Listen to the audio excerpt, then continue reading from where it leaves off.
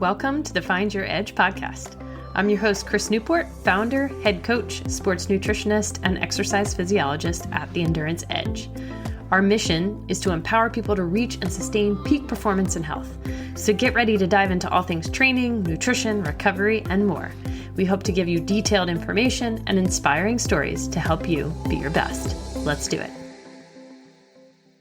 All right, welcome back to the Find Your Edge podcast. I am your host, Chris Newport, and I am here with my fellow coach and right-hand woman, Carly Frost, who is in the midst of her PhD work. And this is kind of a new series that we have going of, we'll call it Research Roundup. So I am a veritable nerd, and I love looking into the research, how we can do things better for our clients, for ourselves. And Carly, you came out with a pretty cool research article. But first of all, welcome. Hi, thank you. So give us a little bit of an introduction to the research article that you found and why it was interesting. And then we'll get into some of the nitty-gritty aspects of like the methods and participants and all that good kind of stuff.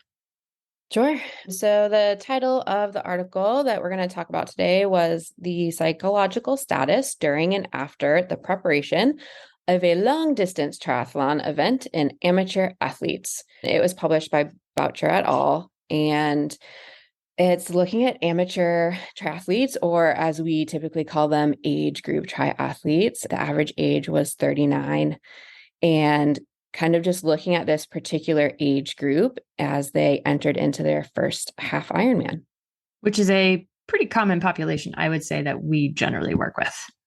Yes, super popular. And also just a generally large population within the triathlon world. But most of the research that's done is usually with elite level or collegiate athletes because they're easier to get their hands on. So it's exciting to have some research done specifically for this population. I know. I am super excited to learn more about this. So tell us about the research. I mean, obviously we know why, because again, like you mentioned, collegiate and elite athletes are pretty hard to pinpoint, but then there, as we like to say, there's the rest of us, the age groupers or the amateurs, the people who just want to get out there and do something awesome for themselves, do something challenging. So what was the research design? These researchers gathered up 32 athletes ranging from age 29 to 51. That just happened to be the group that they ended up with, but participants were required to already be registered for their first 70.3. So they had to show their registration, and they also had to pass a sort of physical exam to make sure that they didn't have any underlying conditions or anything before getting into the study. And that was important because these athletes, as part of the study, were required to follow a plan from their coach that was pre-prescribed by, they had a team of coaches as well as an exercise physiologist. So they didn't want to be sending these people into anything that they weren't ready to handle. Cool. Very cool. Okay. And then how did it go? What happened? So they worked with these athletes for 6 months leading up to their first 70.3. And they also had an optional interview style check-in after finishing the race. Again, it was optional, so not as many participants in that part, but we'll get to that later. And each month they were emailed over a battery of questionnaires just to get a psychological profile and see how things were going. And sort of the goal was to compare each of these checkpoints and to see how things changed or if they changed, with the idea of coaches being able to apply this and knowing if there were particular points where life balance got thrown off or mood was lower, if motivation fluctuated, and just kind of give an overall view of how the mental status of these athletes either changed or didn't change over the course of their 6 months leading into their race. Cool. And as I'm writing things down and hearing you talk, like overall mental status is just making me think of just generally Ironman training. And in this case, half Ironman training, it can potentially be a lot or too much. And that's just generally bad business for us if we break our athletes. But what did you find that from the article that related to their overall mental status and working with the coach and going through this process? Let me, I guess, step back for a second and explain a little bit more, give a little bit better detail about what psychological status meant through these scales that they were using. Things like anxiety, anger, confusion, depression, positive affect or negative affect. So were they generally just happy, positive, having positive thoughts, or did they end up in a more negative headspace, feeling like this was overwhelming and too much? And also looking at motivation in terms of, were they feeling intrinsically motivated? Were they more sort of receiving their motivation from external forces and that sort of stuff? So again, all these were tracked month to month. And for the most part, everything remained pretty stable throughout their 6 months, which can offhand feel like, okay, so nothing happened. Why are we looking at it? But when you step back, particularly, I think we have a special sort of viewpoint as we bring in new athletes into the Endurance Edge and we hear what they're looking for when they're looking for a coach. I think these particular subjects of this study had an advantage of that they were being coached and they were able to maintain a homeostasis across their 6 months, feeling like they had training and life balance. They stayed motivated. They remained happy and positive about what was going on. And we know from our incoming athletes that that's not always the case when they don't have someone helping them or someone guiding them through such a big goal that they've set for themselves. So in reality, it kind of shows that having that support can help maintain all these positive aspects of your mental capacity through training. Which, I mean, they had no control group in this particular study of like people going through this process without a coach. Absolutely. Right? So yeah. It's kind of difficult to say that, but yes, that is a personal anecdote. Yes. Yeah. I would say in our experience, I know this might sound terrible, but I kind of like athletes to fail. And the reason for that is that then they realize the value of accountability and help. Mm-hmm. So oftentimes we get people who are like, I had this really awful experience at half Ironman, blah, blah, blah, of my hydration was a disaster. I was cramping. I was so much slower than I know that I could be. Please help. And I think part of that, like fear of that happening again, helps to, I would assume, intrinsically motivate them to reach out for help. I know that was a little bit of an aside and probably sounded terrible, but no. And hopefully that's also helpful for anyone considering getting a coach too, that you're not, if you're having these thoughts of, man, I tried on my own and it didn't work how I wanted it to, or how I thought it was going to. And you're doing this research on Google and you're finding plans and you're trying to make them your own, but it's just not quite there, that you're not the only one that's happening to. It is a frequent thing that we're hearing. And so don't feel like you're alone in having that happen. But the good news is it's like a part-time job. I mean, putting together 3+ sports, plus your mobility and your strength training, and then like logistics of like, well, where is my, what do I do in transition? What do I eat the night before? Like all of these different pieces is like, it's cool. We got you. Yeah, absolutely. Yeah. Yep. And kind of plays into the purpose of this study in that it is possible to go through a training cycle and have it all work, have it all come together, have this awesome experience and reach your goals and come in afterwards and be like, that was absolutely amazing. I can't believe how well this went. It happens and it can work. But I do want to touch on your point of intrinsic motivation because it was extensively discussed in this article too. And that they saw a slight rise in intrinsic motivation as they went. Back up a hot second. Can you give us the difference, like a definition of intrinsic and extrinsic motivation? So for anybody who might not know what that means, sure, to get some context there. So your intrinsic motivation is going to come from within. It's, I want to live a healthy lifestyle. I want to be active. So I'm here for years to play with my grandkids and things that are kind of come from within. Extrinsic motivation, my favorite example is this race had a really cool medal and I want to hang that on my wall, which is great and a great start or a reason to kind of look into a race. But particularly when we're talking about long course triathlon, right? And you're talking about hours and hours that you're committing to this training, we want to make sure that we have more of an intrinsic motivation to keep us going. Can I like give you a quick example that I was just thinking of in Yes. this what for myself here? So I love multi-sport and intrinsically, like it just makes me feel good. I can conquer my day. I can have clearer thoughts to like get through the day. But if a coach gave me a time trial, that's like death. I just am so not motivated. Like, okay, just go out and do the fastest 5K you can. I'm like, no, I don't want to. But if I sign up for a race, I am having that level of extrinsic motivation of like, there's humans around. I don't care who the humans are. It's not like I want to beat that person. That doesn't motivate me at all. But if somebody said, go do a 5K time trial on your own, no. But go do a 5K race, okay. All right, cool.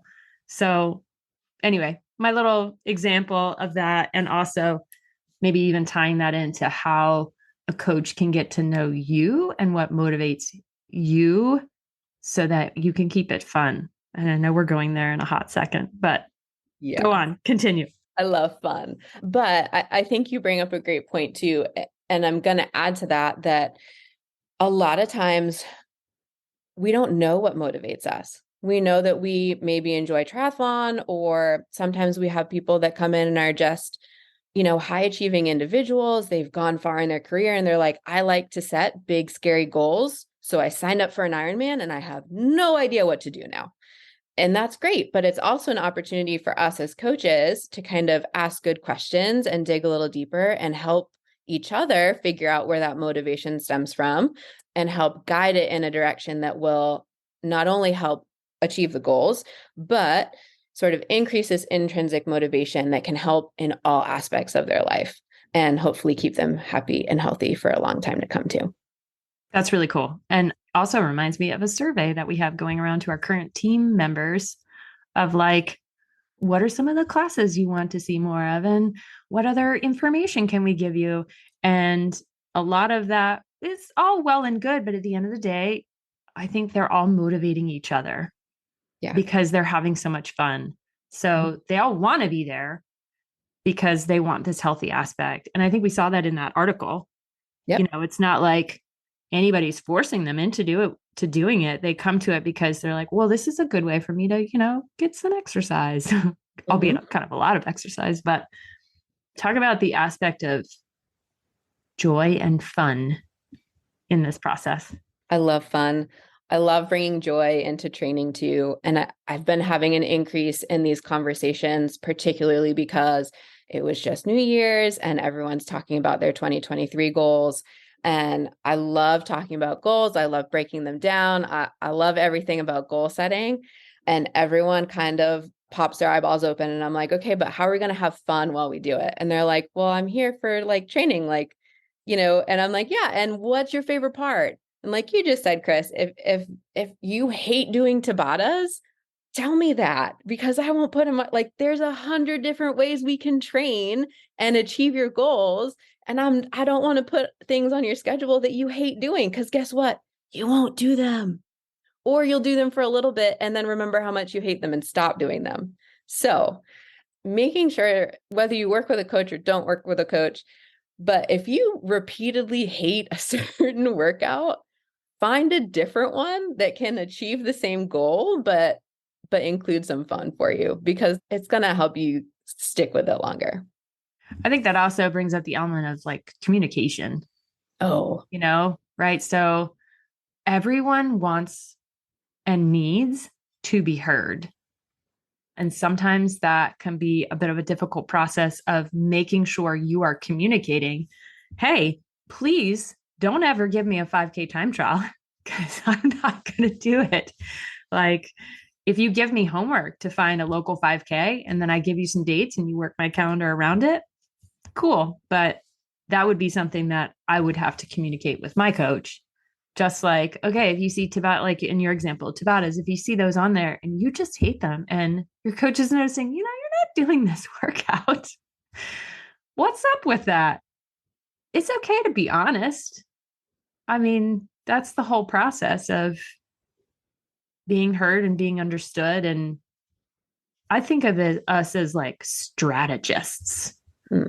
How can we be strategic and giving you the best plan that not only helps you reach your goals effectively, but also keeps that positive headspace and consistency and joy and fun and yeah. Yeah. I'm gonna flip that too and add that it's not always gonna be fun and you're gonna True. have to do hard Fair. things. Yes. So Can't get away with not riding your bike for a long time. yes. That's kind of a thing. Yes. Or if you truly hate riding your bike for 3+ hours, don't do half Ironman. Yeah. Like, can I just, make a gentle suggestion? yeah. We should focus on X Yeah. instead. So it really is keeping that line of communication open and finding that balance of your coach is there to push you outside of your comfort zone and to hold you accountable, but also make sure that you're enjoying the process. So the fun needs to be there, but that doesn't mean 100% of the time you're going to spring out of bed at 5 a.m. and be like, I'm going to go work out now. We all want to hit snooze sometimes. Sometimes we do hit snooze and totally skip it. It's cool, but working to find that balance and bringing in joy is super important. So, if you were to give people like 2 or 3 things to walk away with from this research article, and maybe even in combination with your experience as a coach and your learning that you're doing right now, as okay, brief pause. What is your PhD in? So everybody knows. Sure. I am working on my doctorate in sport and performance psychology. So this research article that we're talking about is a really great example of sort of what I'm learning. It's part of what I'm learning, but just the mental skills behind training and also hoping to apply that to coaches and help coaches learn to ask good questions to help bring out things like intrinsic motivation. And instead of just laying out workouts and training blocks and we're trained in periodization and how to progressively overload and all that good stuff, but particularly for these age group athletes, right? We're people, we have families and jobs and little kids and all these other responsibilities. And again, a wonderful life to be a collegiate athlete or a professional athlete where you just get to like wake up and train all day and that's your job. Like what a dream. But helping coaches that are working with this population be able to dig a little deeper and understand what's going on in their life a little bit more to just optimize what you're working on the physiologic side of things in the training. Did that answer that question? Okay. Yes, definitely. And I know you mentioned like collegiate and professional athletes, but it's interesting you say that because or we tie it back into the motivation. You thought we were ending the episode. I lied. Sounds like we need more episodes. Yeah, right, exactly. Welcome to my podcast, friends. I was thinking about this on my runs. This is where I find joy is like going on my runs to let my brain just do all the things and be in its happy place. But how many people we have who are ex-collegiate athletes and are like, I don't want to do that again because I got so burnt out, like who are ex-soccer players or collegiate swimmers and they're just like, oh, how can I want to go back to that healthy activity and but I have to have fun and I have to find the joy in it. And we're not barking orders at you. So, we want it to be fun and to be a community experience and to still give you that sort of team aspect and give you high fives at the race and ring some cowbell a lot and show up where you don't think we're going to show up on the race course to like give you a little smile and give you a little boost of that extrinsic motivation. But give yourself a little bit of a break too with training. Yeah. I guess it all ties back to joy. Yes. But stop my rambling, Carly. No, you're good. And that transition that you're talking about too, whether it be ending your collegiate career or ending an elite career and sort of going into a more relaxed training and just natural, healthy lifestyle sort of situation is something I'm studying as well, because there's a huge mental component to that, and things like burnout and just sort of that transition into still wanting to be active and feed that competitive side, but transitioning into that in a hopefully more enjoyable fashion. So yeah, all super fun things. And I hope to continue chatting with you guys about all of them. But to answer your previous question, since you got a little we finally sidetracked, summarizing. yes. Okay, good. I'll touch briefly on this study summarized with this optional interview post race. I believe it was a week after the 70.3. And this part was sort of more exploratory. So the interview isn't validated or anything, but it still provided insight into how the athletes that took part in the interview were feeling. And the biggest takeaway from these interviews were that these athletes went into race day feeling calm and confident. And they all cited that because they felt fully prepared by their coach. And what a profound thing to hear from these athletes. So that to me certainly stood out as one of the biggest takeaways from this. And the point of me picking this article was not to push getting a coach by any means, but the point more being, if you're finding a mismatch there and not having that confidence and not feeling like you're prepared how you should be, that again, it is possible to feel that way. And whether that's us or any other coach that is qualified to get you there, I highly recommend looking out for someone that can help you, because it's possible. And I think you asked for 2 takeaways. Yes.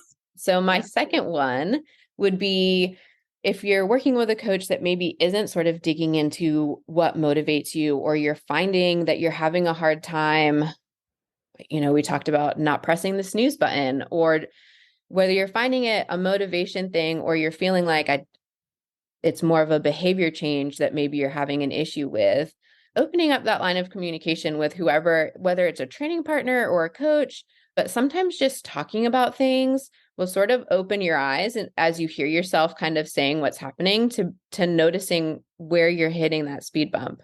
Because it's not always, oh, I wake up and I'm tired. What are you doing the night before? What have your previous couple days looked like, both life-wise and training-wise? But tying that all back into having that open line of communication with someone to examine where your motivation's coming from and if it needs a little bit of help.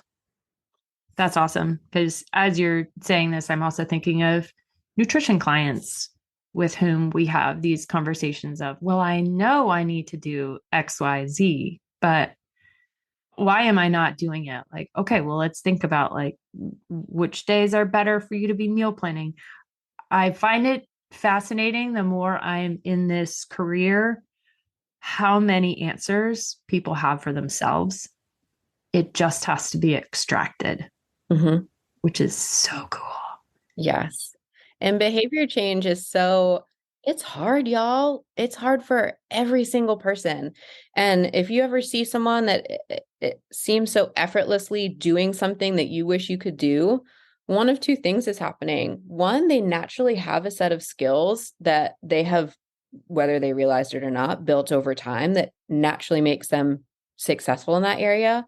Or B, they're doing a lot of work that you're probably not seeing them do to work on that behavior change themselves. And behavior change, to your point with nutrition, it ranges from every aspect of your life. A bazillion behaviors are done a day. And sometimes we think we're making a decision for a behavior at a certain moment, but really we already made the decision a while ago. And that's really the key to behavior change, is figuring out when you're making these decisions and why. So cool. Yes. Could we nerd out a whole lot more on this? For sure. But we talked about a lot of stuff: motivation, coaching, behavior change, life balance, being able to do hard things. And that was awesome. Thanks, Carly. Absolutely. Happy to be here. Yes, cool. All right. So if you like this episode, don't forget to give us a like. And if you want to learn more, or if you liked this particular topic, send us an email. Let us know, info@theenduranceedge.com. Thanks for listening, and we will catch you on the next episode. Thanks for listening to the Find Your Edge podcast. If you like what you heard, don't forget to subscribe on your favorite podcast platform so you never miss an episode. And if you're interested in learning more about our endurance coaching, sports and wellness nutrition, metabolic and sweat testing, triathlon training team, or our triathlon training library, be sure to check us out at theenduranceedge.com. And don't forget to follow us on social media at The Endurance Edge. Thanks again, and we'll catch you next time.